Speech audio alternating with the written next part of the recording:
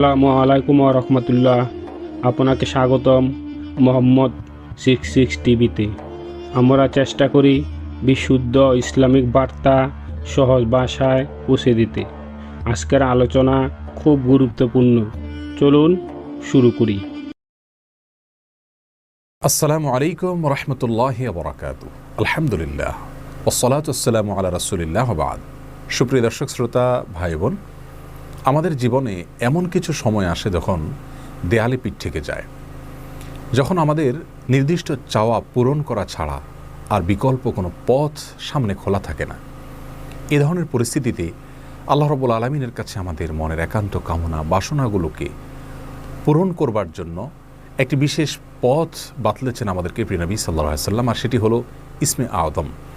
ইসমে আযম মানে হলো মহান নাম। আল্লাহ রাব্বুল আলামিনের এই ইসমে আযম তথা মহান নামের মাধ্যমে কোনো কিছু চাওয়া হলে তিনি সেটা পূরণ করেন। এই নামের মাধ্যমে আল্লাহকে ডাকা হলে তিনি সেটাকে সাড়া দেন। এ মর্মে নবী আলাইহিস সালামের অনেকগুলো হাদিস রয়েছে। অনেক উলামায়ে কেরাম ইসমে আযম সম্পর্কে বলেছেন যে এটি হলো আল্লাহ রাব্বুল আলামিনের যে মূল নাম আল্লাহ, সেটি তার অনেকগুলো গুণবাচক নাম আছে। তমধ্যে থেকে আল্লাহ রাব্বুল আলামিনের যে মূল নাম আল্লাহ, এই আল্লাহ এই নামের মাধ্যমে আল্লাহ রাব্বুল আলামিনকে ডেকে যদি বান্দা কোনো কিছু চান কায় মনোবাক্যে অন্তরের গভীর থেকে, তাহলে সে দোয়া আল্লাহ রাব্বুল আলামিন অবশ্যই কবুল করেন। এজন্য কোনো কিছু আল্লাহ রাব্বুল আলামিনের কাছে চাওয়ার আগে যদি আল্লাহ বলে ডেকে ভালোবাসা থেকে, আস্থা থেকে, ভরসা থেকে, কায় মনোবাক্যে দীনতাহীনতার সাথে আল্লাহকে ডেকে যদি কেউ দোয়া করেন, তাহলে সে দোয়া আল্লাহ রাব্বুল আলামিন ফিরিয়ে দেন না।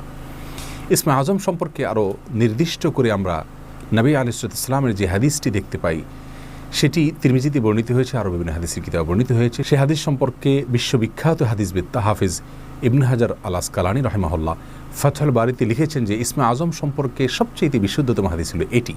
আর সেটি হলো এই যে বুরায়দা রাদিয়াল্লাহু আনহু বর্ণনা করেছেন, এক ব্যক্তি নামাজের মধ্যে একবার কিছু বাক্য বলে উঠলেন। নবী সাল্লাল্লাহু আলাইহি সাল্লাম তার কথাগুলো শুনলেন। তিনি বলে উঠলেন, আল্লাহুম্মা ইন্নী আসআলুকা বিআন্নী আশহাদু আন্নাকা আনতাল্লাহ লা ইলাহা ইল্লা আনত আল আহাদুস সামাদ আল্লাযী লাম ইয়ালিদ ওয়া লাম ইউলাদ ওয়া লাম ইয়াকুল লাহু কুফুয়ান আহাদ। তার মুখে এই বাক্যগুলো শুনে নবী আলাইহিস সালাম বলেছেন, নিশ্চয়ই এই লোকটি ইসমে আযম পাঠ করেছে। ইসমে আযমের মাধ্যমে আল্লাহ রাব্বুল আলামিনের কাছে কোনো কিছু চাওয়া হলে তিনি সেটা ফিরিয়ে দেন না। এর মাধ্যমে আল্লাহকে ডাকলে তিনি অবশ্যই তাতে সাড়া দেন।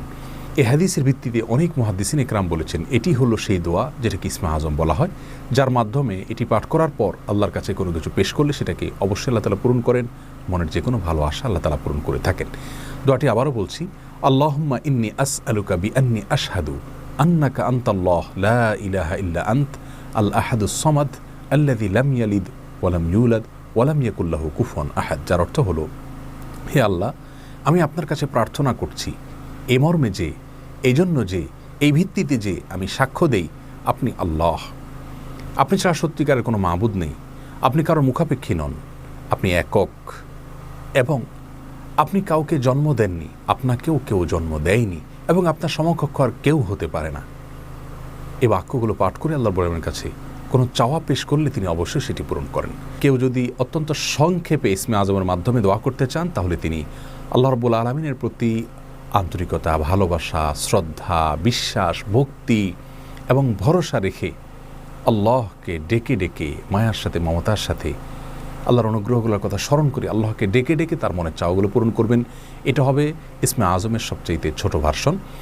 আর যদি কারোর হাতে সময় থাকে, তাহলে তিনি ইসমে আযমের যে দোয়াটি আমরা কথা বলেছি, আল্লাহুম্মা ইন্নী আসআলুকা বিআন্নী আশহাদু আন্নাকা আনতাল্লাহ লা ইলাহা ইল্লা আনত আল আহাদুস সামাদ আল্লাযী লাম ইয়ালিদ ওয়া লাম ইউলাদ ওয়া লাম ইয়াকুল লাহু কুফুয়ান আহাদ। এই দোয়াটা তিনি পাঠ করবেন, করে আল্লাহর কাছে তার চাওয়া পেশ করবেন। জীবনের কঠিন মুহূর্তগুলোতে বিশেষ করে এই ইসমে আযম পাঠ করে আল্লাহর কাছে দোয়া করব, সেটা অবশ্যই আল্লাহ তাআলা কবুল করবেন যদি দোয়ার মৌলিক শর্তগুলো আমরা পূরণ করে থাকি। হালাল বক্ষণ করা, কায় মনোবাক্যে দোয়া করা এবং দোয়ার ক্ষেত্রে আন্তরিকতা এবং ঐকান্তিকতা থাকা, এই বিষয়গুলোকে যদি খেয়াল করে আমরা দোয়া করি, ইনশাআল্লাহ বিইذনিল্লাহ আল্লাহ তাআলা আমাদের সে দোয়া পূরণ করবেন। কোনো কারণে সে দোয়া যদি পূরণ হতে আমরা না দেখি, তাহলে সন্দেহাতীতভাবে আমাদের বিশ্বাস রাখতে হবে এটা পূরণ এই মুহূর্তে না হওয়ার মাঝে আমাদের জন্য কল্যাণ নিহিত আছে। আল্লাহ তাআলা এর বিনিময় আমাদেরকে আখিরাতে দিবেন।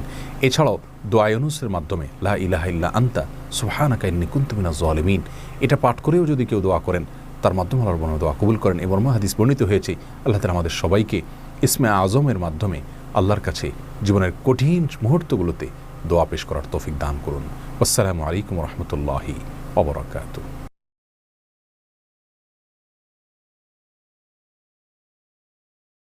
আসসালামু আলাইকুম রহমতুল্লাহ। আল্লাহ আমাদের সবাইকে আমল করার তৌফিক দান করুন। ভিডিওটি ভালো লাগলে অন্যদের সাথে শেয়ার করুন। নতুন ইসলামিক ভিডিও পেতে মোহাম্মদ 66 টিভিকে সাবস্ক্রাইব করুন।